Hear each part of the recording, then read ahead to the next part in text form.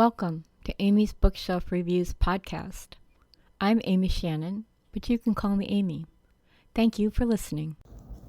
Hello and welcome. I hope all is well with you, and you should know my heart is always with you.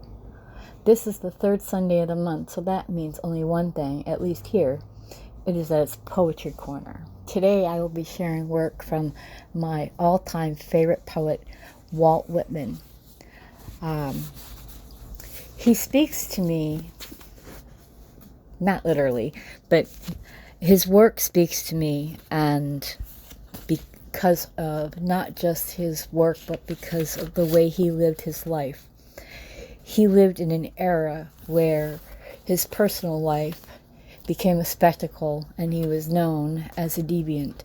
Some people tried to ban his words, not just because of their subject, but because of the man himself.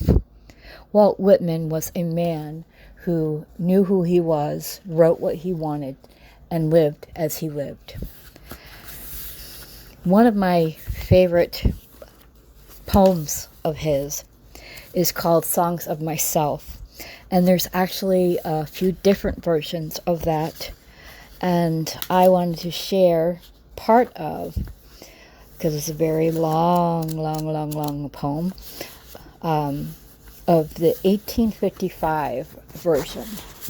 Now, I have a book that is the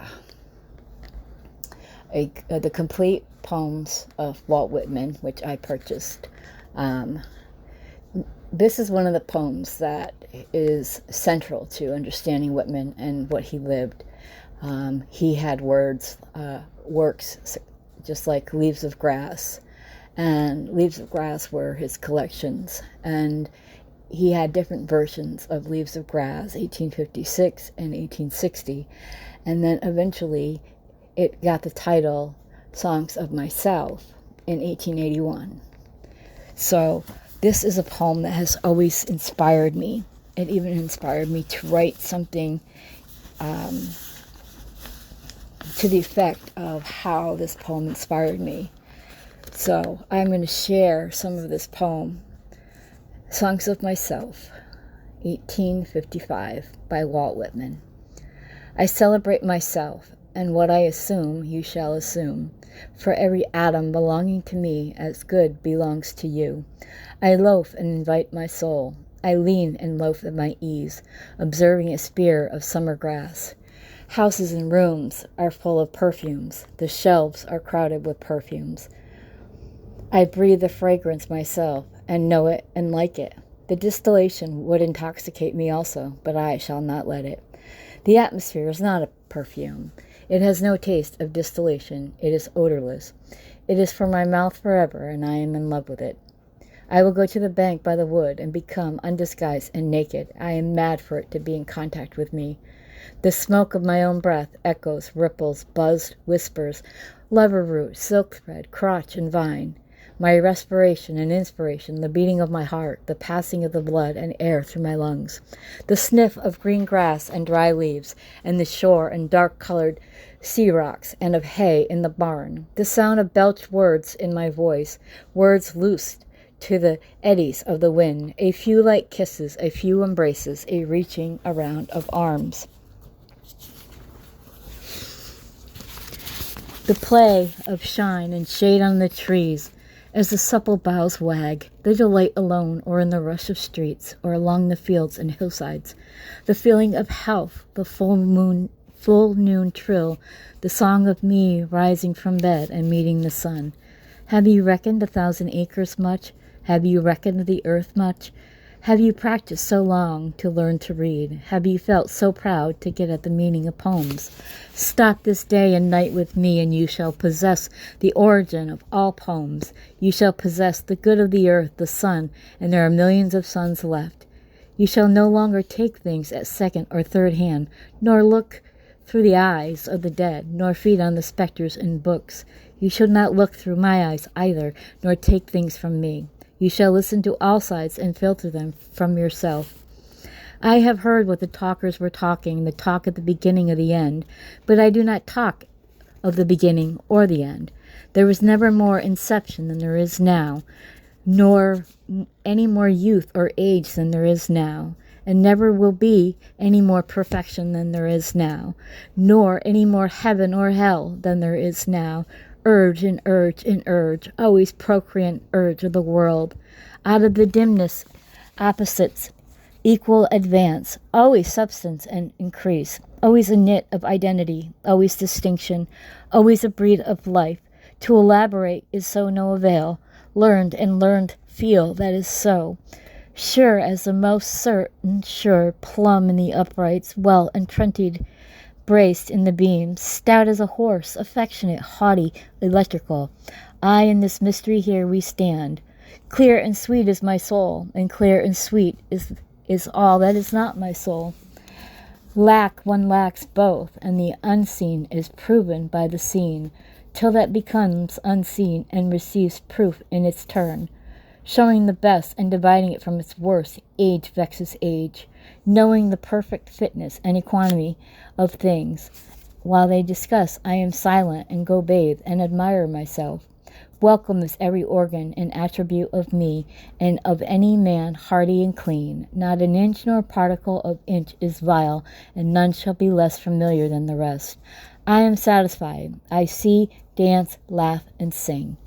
And with that, I leave you to pick up Songs of Myself.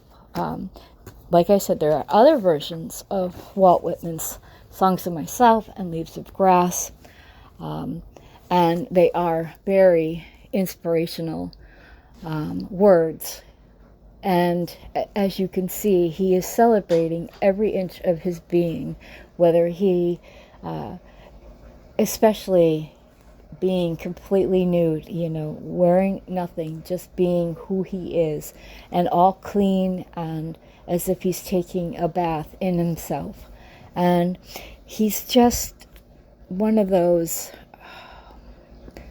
free-flowing poets that it doesn't have to fit into something specific. I think I've discussed this before. When you're writing a poem, you don't have to try to conform to a sense of technicality.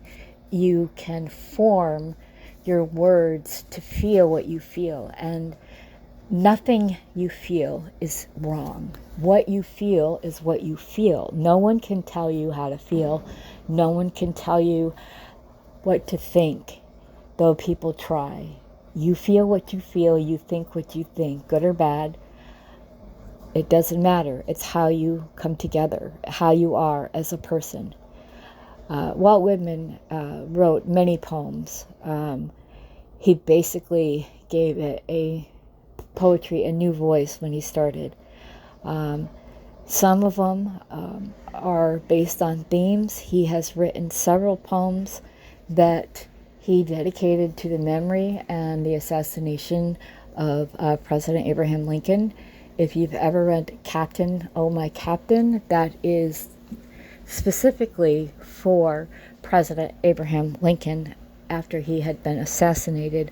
However, if you have this pretty much complete works of poems, there are other poems in the book or that he has written that are a tribute to Abraham Lincoln. It was something that he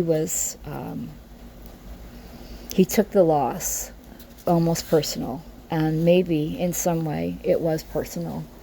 And I'm sure that whether they knew each other or not, the assassination of such a wonderful and powerful and brave and unique man as the leader of the free world, everyone takes it personal.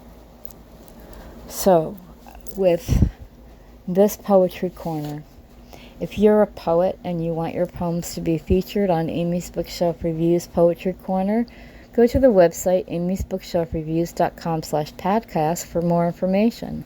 Please feel free to subscribe to my website, where you'll get all the great email campaigns, blog posts about authors, their books, and my recommendations. You might be just as lucky as I am to find that hidden gem that keeps you reading work of your new favorite author. Be well and be safe. Thank you, and talk to you again next week.